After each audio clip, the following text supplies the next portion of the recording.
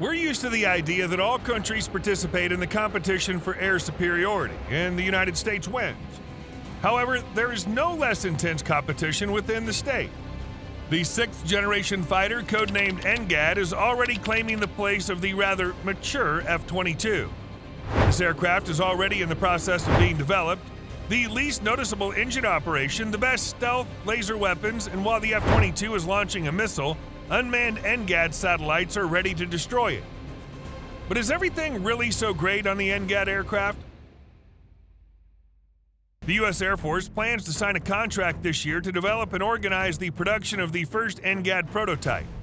Moreover, the future fighter can be built in 2 versions, for the European theater of operations, i.e. for short distances, and for performing missions over much longer distances in the Pacific region. This is something new, and I'm sure they know what they're doing. Unlike the NGAD, the F-22 is conceived as a universal fighter, and only real-world use will show which concept is correct.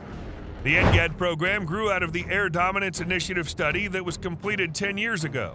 Subsequently, the U.S. Air Force published the Air Superiority 2030 plan, and in June 2022, the Secretary of the U.S. Air Force announced that the program was ready to move to the engineering, manufacturing, and design development stage. The new 6th-generation fighter will become the centerpiece of the entire system. This program will somewhat resemble an aircraft carrier group where the main ship is complemented by dozens of others. In the past, you may have needed, a whole strike from a carrier to be able to do that. Now you just do it with one airplane. The system will include not only manned but also unmanned aircraft with advanced command, control, and communication systems. The technologies developed under the program will offer solutions to improve survivability and fuel efficiency, as well as reliable energy and thermal management. We're looking at everything from within flight systems areas, we're looking at battery technologies and using a lot less hydraulics in the cockpit. The NGAD will have an open platform to allow for future updates and interoperability with newer driverless vehicles. The F-22 in turn is a loner. It can break through enemy defenses on its own, although not without risk. This is its advantage over NGAD rather than a disadvantage. The open platform of the NGAD will have undoubted advantages over the F-22 in many respects, except for the price. We had to do something to get the cost of these airplanes back down to a reasonable level. The Lockheed Martin F-22 Raptor was the first 5th-generation operational fighter in the world. When it first took off in the 1990s, the world changed. 24 years later, it's not only fully up to the task, but it's still unrivaled in its field. The F-22 remains the first in many ways, and being the first is expensive. We were really building a fighter for the 21st century that could take on all of the advanced threats. Although the U.S. Air Force initially planned to purchase 750 F-22 Raptors, in 2009 the order was reduced to 187 aircraft. At the time, it was justified by its high cost and lack of missions. The order reduction has significantly increased the unit cost, with the total program exceeding $67 billion, an average of $350 million per aircraft.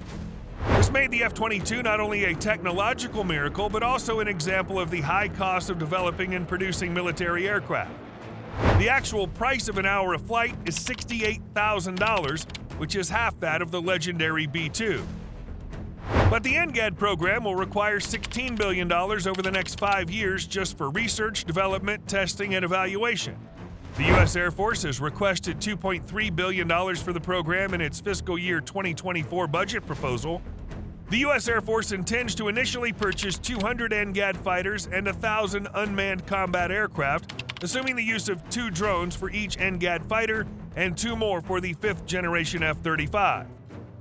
The final price of the new aircraft should not exceed $300 million, but given the cost of its satellites and the possible problems that always accompany such projects, the price of the F-22 may not be that high.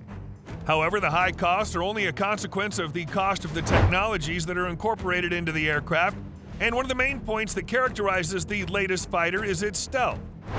The Raptor uses advanced carbon fiber composite materials to achieve its stealth capabilities. These materials help reduce aircraft weight, increase maneuverability, and improve overall performance. The 5th-generation stealth technologies are designed to reduce radio frequency emissions infrared and acoustic signatures, and simply reduce naked eye visibility. What about NGAD? Based on renderings released by Northrop Grumman and Lockheed Martin, which are competing to develop the new aircraft, it appears that the aircraft could be significantly more stealthy than the 5th-generation fighters, thanks to a combination of improved design and new composite materials that should provide even more electromagnetic absorption. It'll be invisible not only in the radar dimension, but also in the thermal and visual dimensions. This is just one potential concept, what it might look like. It's to describe a vision more than anything else. It's to put something tangible in people's minds. Obviously, the 6th-generation fighter will have better features than the 5th. However, will the unmanned satellites be as invisible as the main aircraft? And will they be far enough away to avoid being hit? This issue is also closely related to the combat capabilities of these aircraft. The main weapon for the NGAD will be the Advanced AIM-260A missile, or JADM, which is currently being developed by Lockheed Martin. The JADM is designed to counter the Chinese PL-15 long-range air-to-air missile and restore the U.S. monopoly on first shot, first kill. The future of weapons could look very different to what they look like today. So we're looking at options to have flexible payload bays, have different missiles all contained within it. The only problem for the NGAD here is that the Raptor will also be able to use these missiles. However, it'll not be able to use the laser weapons announced by the NGAD. The environment's changing, and the threat's changing, and therefore we are looking at laser-directed energy weapons. They're around and about on ships. Speaking of ships, laser deck installations now look like this. You think it'll be possible to fit this one-room apartment on board the NGAD? The Raptor, in turn, is equipped with 3 internal weapon compartments that open at the last second to maintain concealment.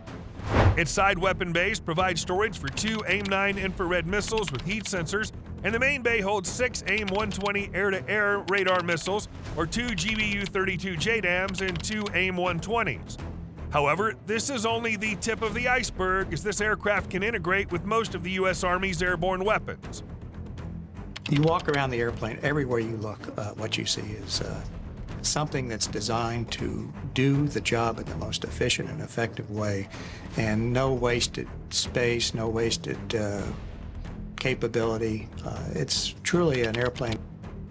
Well, it's time to summarize. If we really assess the state of affairs today, the 6th-generation fighter's not very impressive in everything except for drones.